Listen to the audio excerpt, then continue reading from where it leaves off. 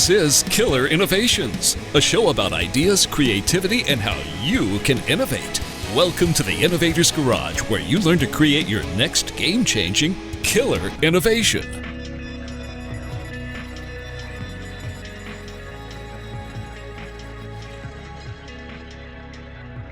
Welcome back to Killer Innovations. I'm back here in the studio working on some new solo shows.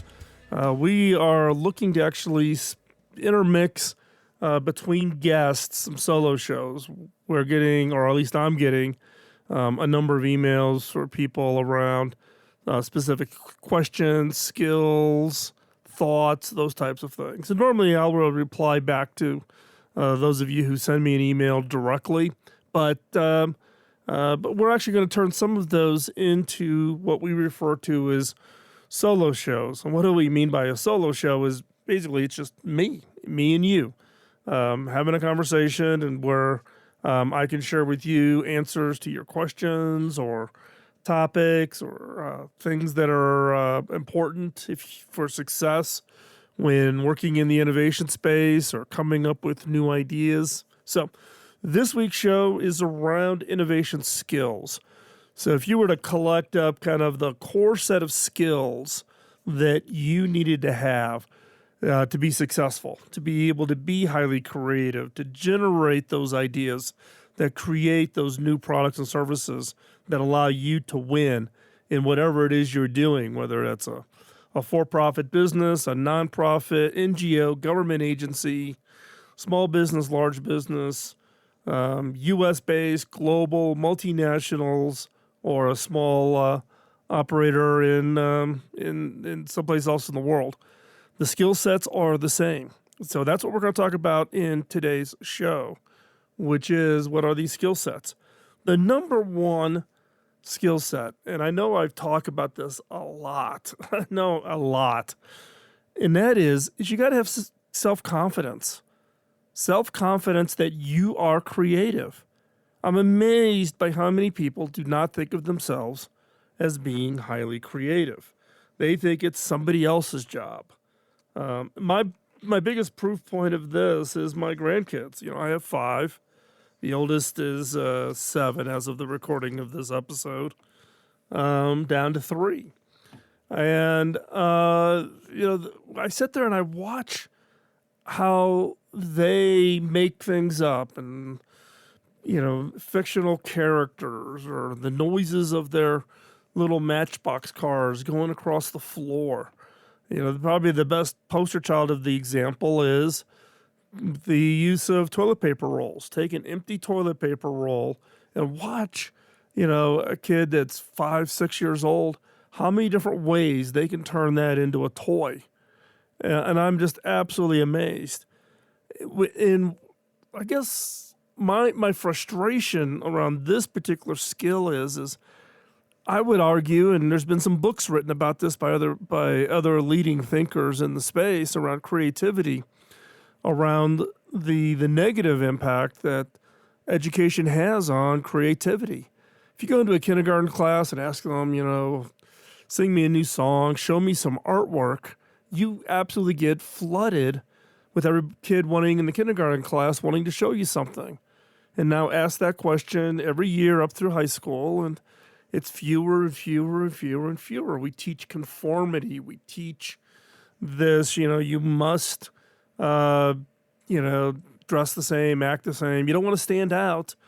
And then you get in through college, and it's all about getting the grade, doing the test. And now to get into the business world, the number one skill set that's ranked by CEOs when they're recruiting for their top talent is what? It's creativity. They are recruiting creativity, the ability to hire somebody who is going to be a catalyst for new ideas that's going to ensure the long-term success of the organization. It's all about creativity. So here we go. We take somebody that we are all naturally born highly creative, beat it out of them, graduate them, tell them to go get a job, and then we ask them to think differently. Don't think like everybody else. Be different. Be a nonconformist. Versus we've just spent the last 16 plus years beating them into submission. This flips into, really this need of bravery as another skill set. Now, the opposite of bravery is not cowardice. The opposite of bravery is conformity, and it ties into this. You need to have the self-confidence that you are creative. That's a skill. It's a mindset. But just because you think it, you have to be brave. You have to go out and apply it.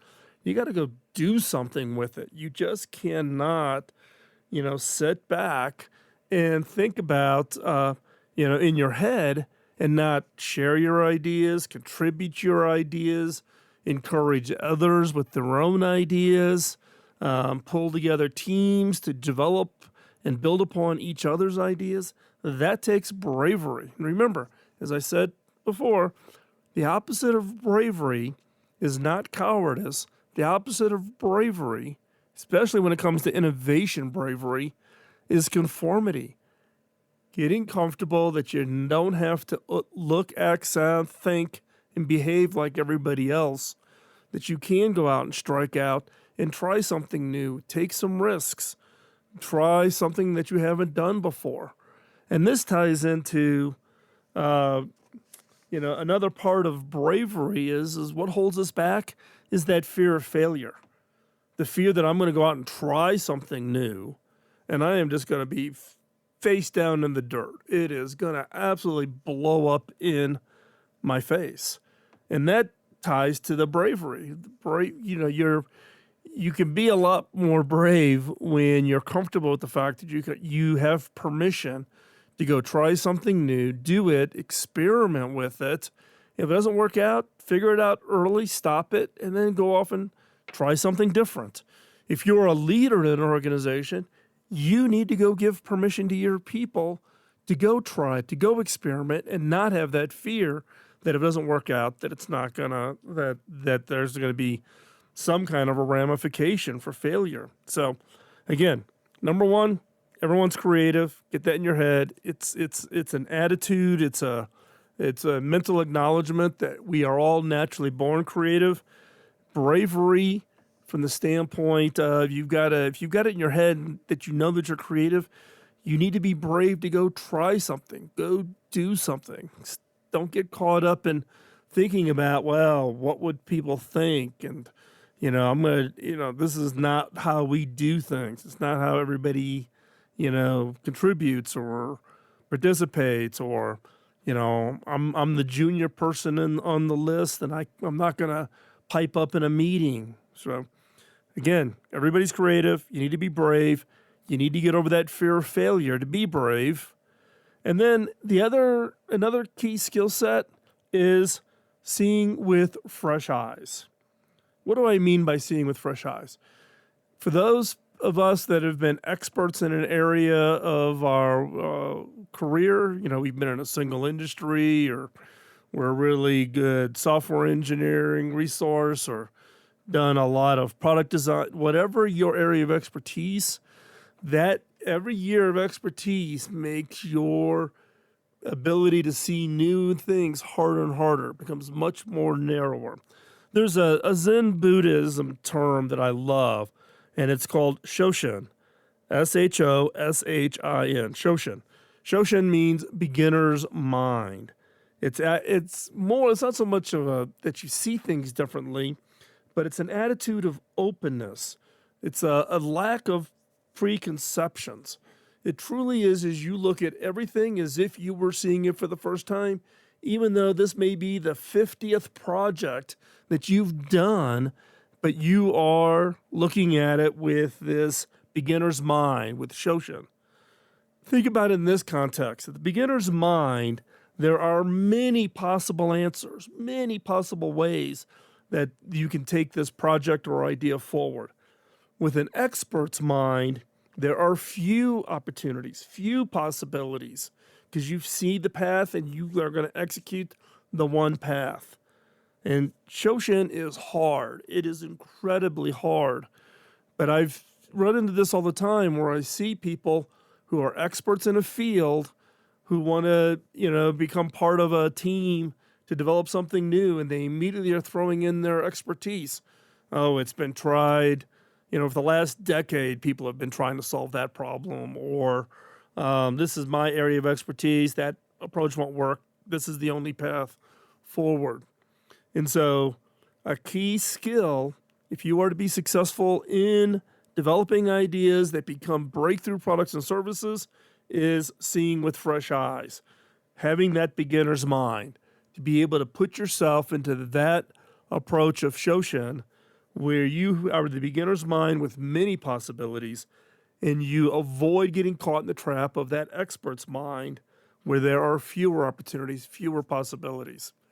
Don't go anywhere. We're going to be right back, continuing our conversation on the 6 innovation skills everyone needs.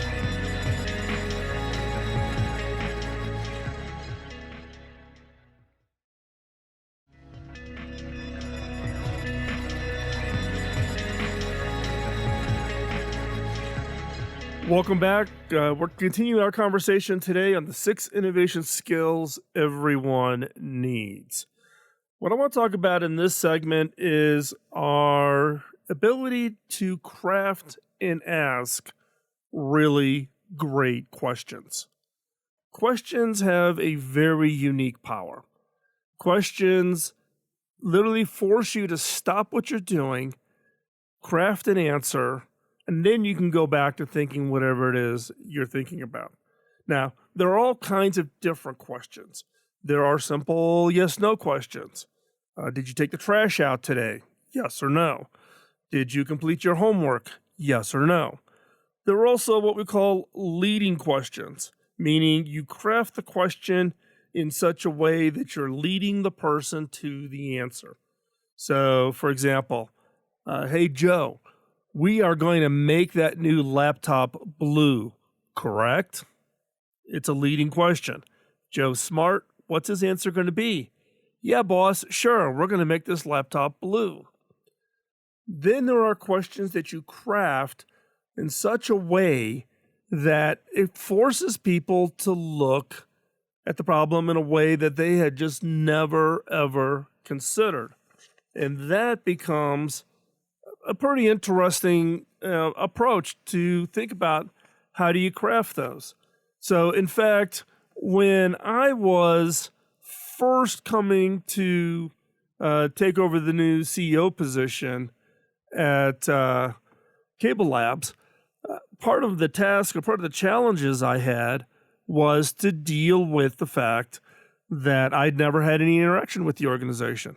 So how do I then go about the process of discovering, right? Well, what did I do? I crafted questions. I asked everybody, staff, my board of directors, and my the vendor community that worked with us, the same 4 questions. Question number 1, what do we do well? What should we keep doing?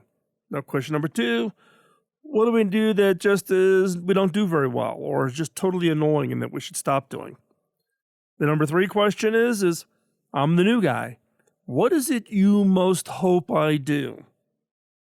And then the 4th question, I'm the new guy. What are you most afraid I might do? And that 4th question caught everybody off guard. They didn't have time to do kind of a pre-canned answer. They literally gave you an answer right off the cuff. And it was the most insightful. It caused them to look at the situation. I'm the new guy coming in. I've been recruited to be the CEO, right? And everybody's got fears. If you're an employee, is this guy a jerk? Is he going to fire everybody? What's his modus operandi here inside the organization? If you're the board of directors, our biggest fear is he's going to come in and tank the organization. If you're a vendor, everybody had a fear. Getting them to extract that fear so that you can have that input, critical, absolutely critical. But those are the 4 questions I crafted to ask in order to gain some form of unique insight.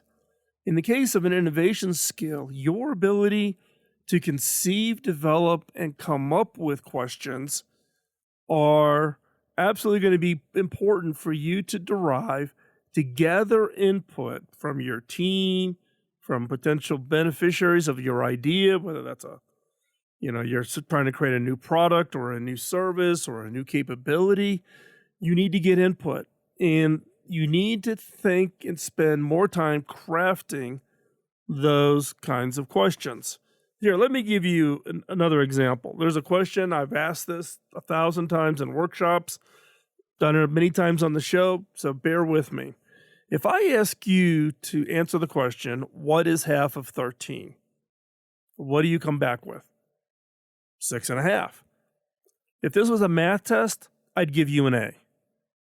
If this was an innovation test, probably give you a C-.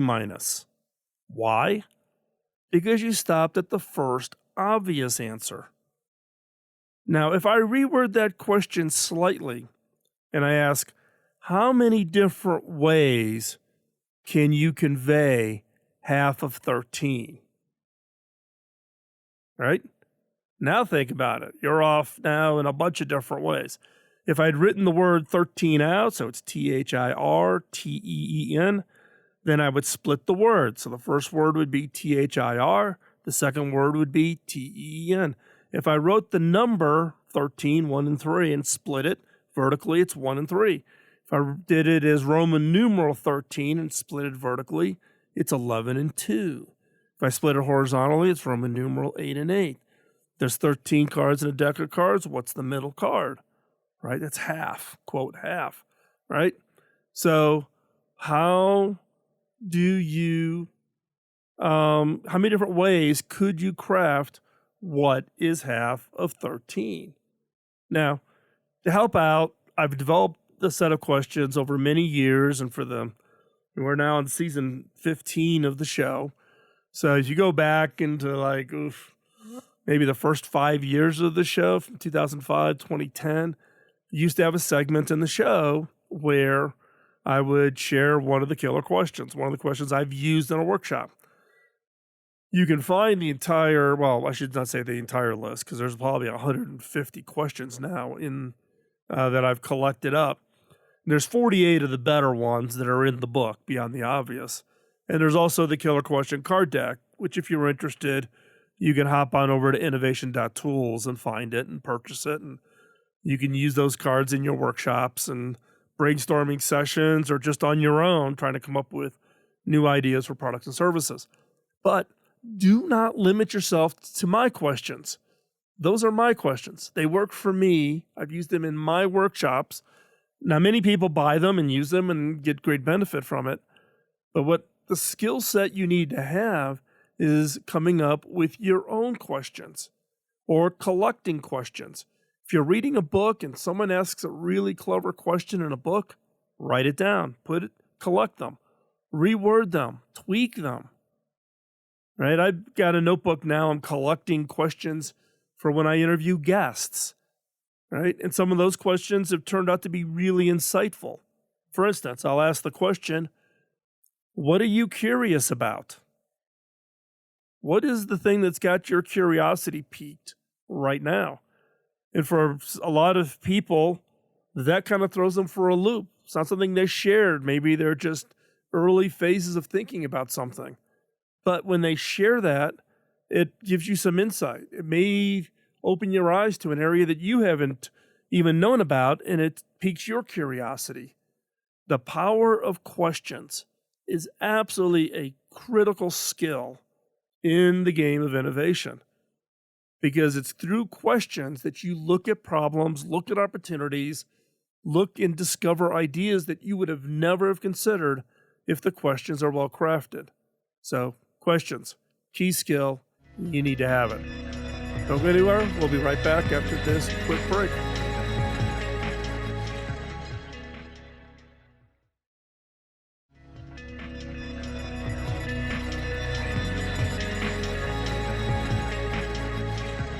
So what skills do you think you need to have in order to be successful in the innovation game? We've covered a few. One skill that I think gets overlooked a lot is our ability to deal with people who are negative against our ideas. These are the naysayers. These are the people who like to throw rocks. These are the people who spend a lot of time trying to explain to you why your idea will not work. I have a term for them. Those are the innovation antibodies. So what's an antibody? An antibody is if you get an infection in your body, you cut your finger and you get an infection in that incision area or where you cut yourself. Your antibodies are the things that attack that infection to knock it down so it doesn't cause you more harm, right? That's what an antibody is in the innovation game. They see your idea as a threat. You're going to make them do something different. They're going to have to come up with some new product that you want to get implemented, or whatever it is, change a process inside. They see you as a threat. They have an antibody reaction, and it's an antibody reaction to your innovation, to your idea. So how do you deal with that? You're going to run into it. Let me just be clear here. It doesn't matter whether you're in a 3-person startup or, in my case, at a 240,000 employees in 168 countries. You are going to have to fight the innovation antibodies. And this is a skill you need to have. And that is absolutely, absolutely critical. So how do you know you've got an innovation antibody that you've got to deal with? Well, the way to do that is really, based on the questions or the comments. So let me just run through a quick list here. See if you've heard any of these. For example, let's shelve that for the time being. Or the question of, okay, great idea, who's going to do it? Or I have something better. Or we tried it before. Or it won't fit into the way we operate. There's not enough return on investment. I love that one. It's great, but they throw in their own idea. Oh, someone must have tried it before. Oh, I thought of that a long time ago. Oh, we can't afford that. Oh, you'll never get approval. You're on the wrong track. I'm the expert. Don't rock the boat. Everything is fine. The market is not ready for that. It's not a new concept. You think it's new? It's not new. Or the last one, another one that I love, is we are legally obligated to follow these rules. We can't do your idea because we legally cannot do that. So we've all heard them. I've heard them 1,000 times. So how do you break down to the types of antibodies that you have to deal with? There are basically 4 types: the ego response, the fatigue response, the no-risk response, and the comfort response. Now, I'm going to go through these relatively quickly in today's show, but if you're interested, there's actually been previous shows. I've gone through these antibodies a lot in the past, so if you want to dig in, if this is an area of interest for you, just go back into the show archives over at Killer Innovations, search for antibodies or innovation antibodies, and all of the shows will show up. You can download the episodes and listen to them to dig into this one a little bit differently. But real quick, the innovation or the ego response innovation antibodies. So the ego response category are those people who are threatened because your idea is something that they think they should have come up with. In a high-tech firm like Hewlett-Packard, typically the people who come up with the ego response are the technology leaders, the product leaders, the managers, directors, VPs, because in many cases they think it's their job to be the one to come up with the ideas, and the rest of the people on their team's job is to execute their ideas. If you come up with the idea, it's an ego response because they have this impression that you're trying to make them look bad, right? The way to get around that really quick is just to take your idea in a very draft form, very early in the concept phase, and solicit their input and thoughts, just one-on-one. And whatever ideas or suggestions they give you, include it. Because if they see their own input being included, then part of that product is theirs now. Part of that idea is their idea. Share the credit, share the work. So that's one way to get around the ego response. And there's a lot of different ways. Again, go over into the archive and listen to some of the other responses. The fatigue response. This is typically those people who will say, ooh, I've tried that before, or I've tried to get approval for ideas like that, and I never could get approval. These are the people who've run against the wall, smack their head, fall down, get up, try to run against the wall again. Best way to get around them is treat them as an advisor. Ask them, hey, what did you try before? And why do you think it did not get approval? And what advice would you give me on doing it a different way in order to get approval for the idea that I'm working on? Number 3, the no risk response. The no risk response, those are the people who the comment you'll hear is, oh, don't rock the boat. Everything is great.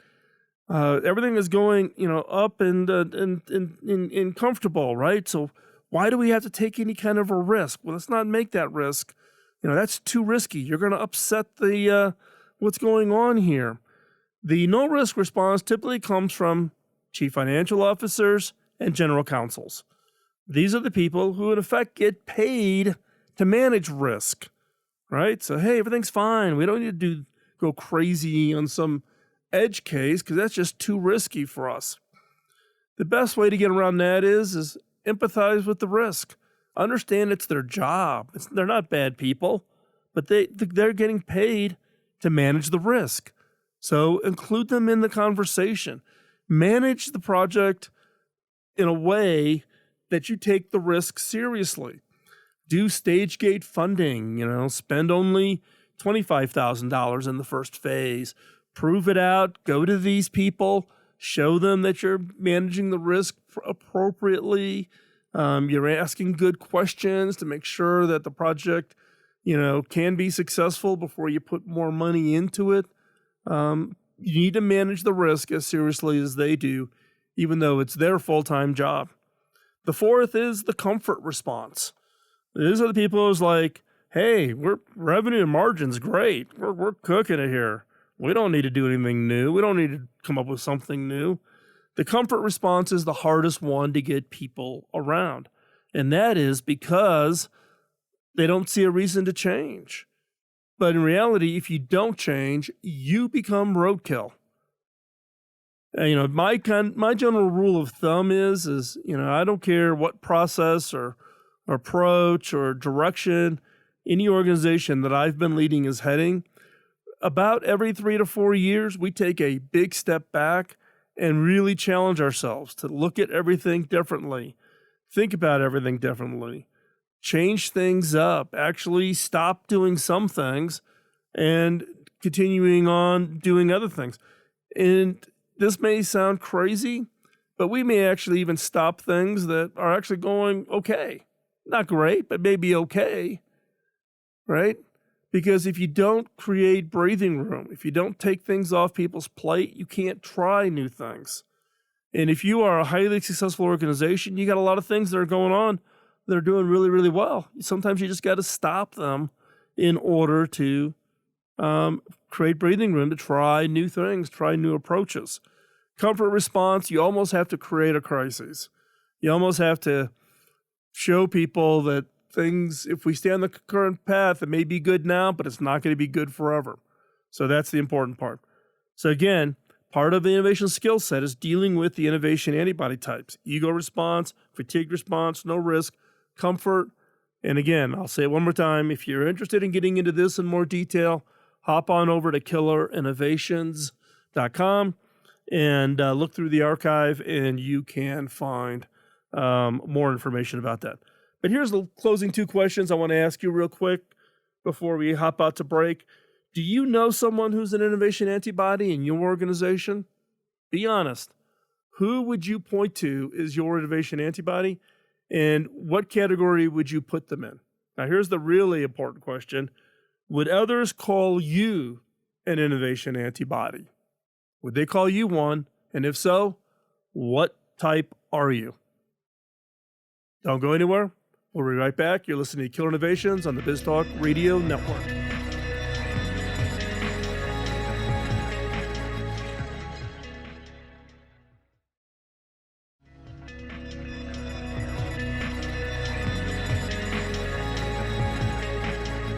Welcome back. We're wrapping up today's show talking about innovation skills. What are those skills everyone needs to have in order to really be successful? We've covered a bunch. We've got one key one that I want to cover before we wrap up today's show. And that is around, I don't know what I want to call it, innovation attitude, innovation culture. It applies both to you as an individual, but also a team or organization. So apply it as appropriate given what situation you are in. And it's based on a term that I used called CARE, C-A-R-E. And this is really the key. If you think about pulling people together or you yourself having the attitude to push yourself to develop new ideas. And what do I mean by CARE? First off, the C stands for candor. And candor is really freely and ardently share creative thoughts and ideas. Don't sit back and think, I got this really good idea in my head, or I've written that idea in my idea notebook. Candor. Share your creative thoughts and ideas. And appreciate the candor that positively impacts ideas and innovations. Be respectful, but be honest. Encourage candor amongst yourself. One, you've got an idea. You need to have candor to share that idea, to push it out there, and to get others to provide feedback on it. Yes, you are even inviting them to act as the innovation antibody on your ideas. At the same time, when other people in the organization have candor and they are sharing that with you, they're sharing their ideas, their innovations, or feedback on you, on your idea, have respect, be honest, have a candid conversation. If you don't, and everybody's kind of in their own little corner, their own little niche, and scribbling in their idea notebook, wow, I got all these really good ideas in my notebook. Guess what? The value of those ideas is zero. Unless an idea gets made real and turns into an innovation, the value is zero. Candor. Freely and ardently share your creative thoughts and your ideas with others. The A in CARE stands for action. Again, candor is talking about it. Action is act on the ideas. Act on ideas that will impact the organization. Take charge to enable progress, right? Don't be playing the lean back mode, the lean in. It's an innovation skill that is harder to find than it should be. An organization is trying to encourage staff to come up with ideas, and people are willing to, send off an email or maybe submit an idea to a digital suggestion box. Who's going to take the action? Even if it's not your idea, if you see an idea that's really good, that can have an impact, take action. Act on ideas that'll positively impact the organization. Take charge to enable progress. Provide and enable solutions to the issues, big and small. An idea trying to get traction is going to run into roadblocks. Play the role of getting rid of the roadblocks. Action says you would do anything to move this idea forward, to make progress, and to have that positive impact. The third in CARE is R, risk. Understand the uncertainty and the risk associated with trying new ideas, and take calculated risks to break barriers, real or perceived. And trust me, I shouldn't say most, I guess, I'm probably over-exaggerating here, but there are a lot of perceived risks that are just not real. Go back to a term that I used in my TED Talk. You can go over to TED and find my TED Talk. I talk about fear, false evidence that appears real. False evidence that appears real. F-E-A-R. And in the case of risk, we have these perceived risks that are not real. Frame and quickly learn from your experiments and then go back and try again. So again, risk. Understand the uncertainty and the risk associated with being innovative, and take calculated risks. Don't let risk be that closing the door. Find a way to manage that risk and push forward. And then the E in care is empowered.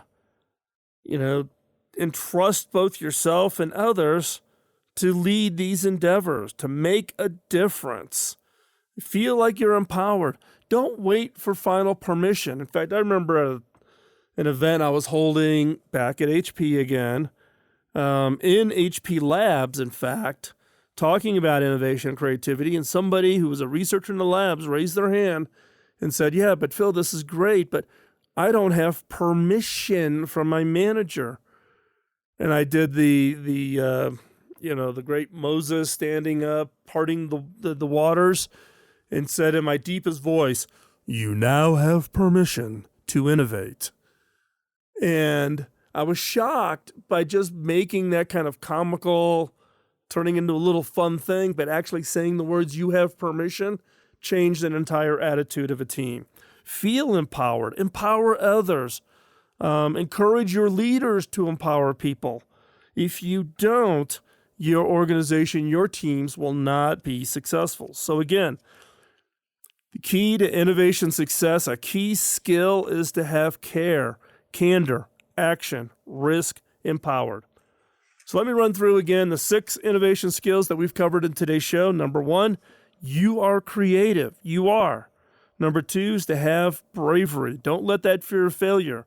Be brave. Remember, the opposite of bravery is not cowardice. The opposite of bravery is conformity. The third skill, fresh eyes. Got to have fresh eyes. Number 4, have the skill of creating really good questions, crafting and leveraging the power of questions to uncover new ideas, new opportunities. Number 5, dealing with the innovation antibodies. You have to have that skill to get those antibodies out of the way in order to be successful.